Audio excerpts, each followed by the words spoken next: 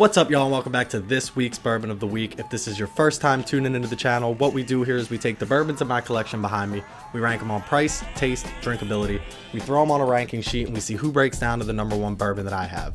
What I need from you guys, though, is comments in the comment section below, bourbons you think I should be trying, bourbons that you think could top number one on the list. If we haven't tried it yet, let me know about it. I'll grab a bottle, we'll try it out, and we'll see where it ranks on the list. But in the meantime, this week we got something a little bit special for you. I'm going with a bottle called Legent. This is called Legent, 2 true legends, only one unique bourbon. Kentucky Straight Bourbon Whiskey, 94 proof, so we are getting up there a little bit high on the proof on that. But this has a pretty cool story behind it, which I do want to tell you about in a new segment that we're going to be calling Bourbon Bombs, because we're going to start dropping some knowledge bombs on you guys about different bourbons that we're trying, what they do, different distillery facts, and everything like that. So let's get into that bourbon bomb before we get started.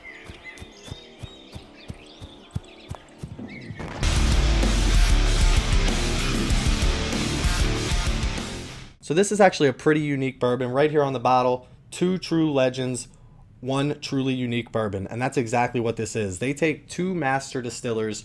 One of the gentleman's name, I don't want to mess these 2 up. I did write them down. Fred No, a lot of people know Fred No. He's the one that does the 7th generation distilling for Jim Beam Distillery. We did the Jim Beam bottle line the other day. Right here on the bottle, 225 years, you have Fred No, who's been doing it from 1957 to the present. He's the 7th generation of the Beam family that's been doing their distilling. So Fred No, really big in the Jim Beam world. He actually uses the Jim Beam mash bill for this bottle that we're going to be testing today as well. So that's kind of a cool fact that Jim Beam is using Fred No, and Fred No is also working on this bottle. But the cooler fact is he's working with a gentleman. Again, I don't want to mess this name up, but I'm going to try it. With chief blender Shinji Fukuyo, who is a Japanese whiskey distiller, and he is in on this bottle as well, which is actually really cool. A lot of people who drink whiskey love the Japanese whiskeys that have been coming out that you can find in America. So it's really cool to know that he did that, and he's a part of this bottle here. What they do, though, is they take this, they put it 4 years in a white oak barrel, then they age it again in sherry and wine casks. We talked before when we did the Angel's Envy about the port wine finish. Well, this is actually a sherry wine finish. Again, I don't know much about wine, but at the same time, it's supposed to give it a little bit more of that aged dry fruit flavor. So we'll see if we can get in on that. But taking a bourbon, Jim Beam style, mixing it with a Japanese whiskey, let's see if this does anything cool for us, and I think it'll be a pretty good bottle, so let's try it out. So everybody knows before we get started, time for the traditional sip.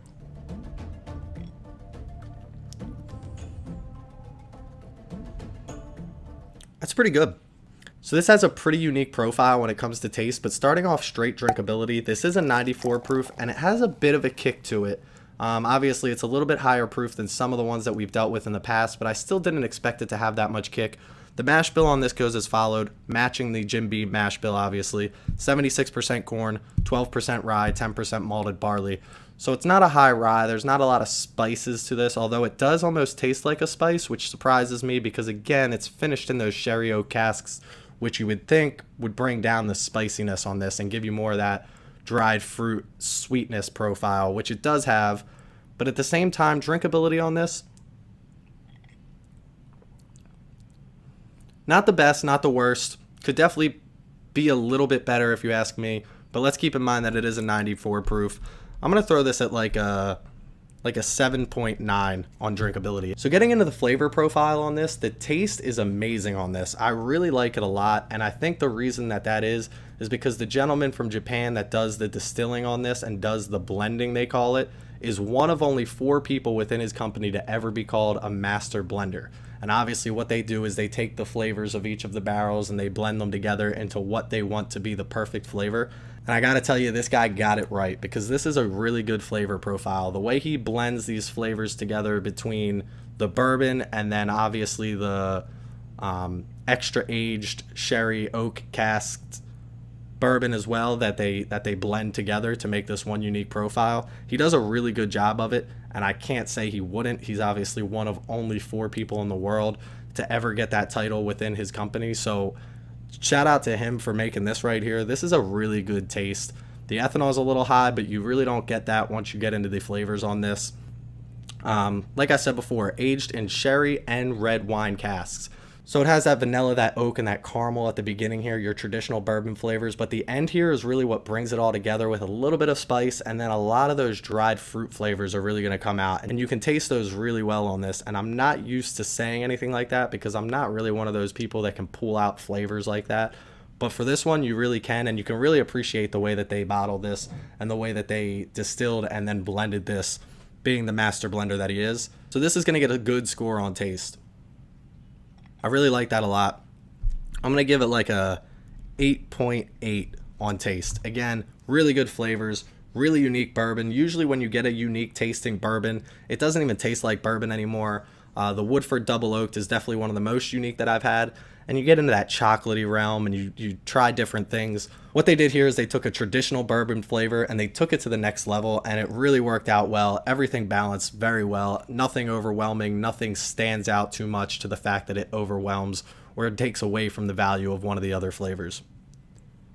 So getting into price on this, this is a $36.99 bottle, so we'll call it a $37 bottle. Not the craziest price tag, but at the same time, it's not the cheapest thing that you're ever going to find. But I think that it actually deserves to be right there. A lot of these bourbons that I have, you know, you try a $50, you try a $60 bottle of bourbon, and you think to yourself, I don't really want to pay that much the next time that I buy this bottle. 37 bucks I will pay every time I find this bottle. Now, I hope that this doesn't end up on some awards list, because the second they do something like that, these bottles jump in value for no reason. $36, $37 is exactly where this bottle belongs, and I will buy it at that again. So as for price on this, I'm not going to give it the best score because it's not the cheapest, and I think it could improve in a couple different areas. Again, nothing that I could do myself, but maybe bring that ethanol kick down a little bit. Maybe if you age it a little bit more, that sweetness will overtake that.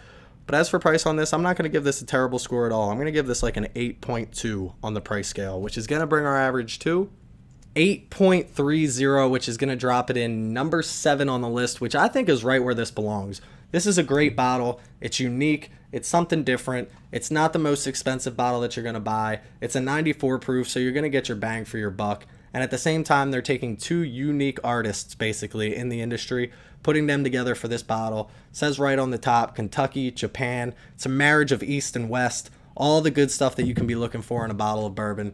Again, it might not be an everyday sipper for you being a 94 proof, but if you do grab a bottle of this or you do see this on the shelves, don't hesitate to buy it. I guarantee you're going to like it. It does a lot of things very well, and it keeps that traditional bourbon flavor while at the same time giving you a little look into the whiskey world with the Japanese whiskeys, which a lot of people who do drink bourbons and do drink whiskeys are starting to really get into that world of Japanese whiskeys.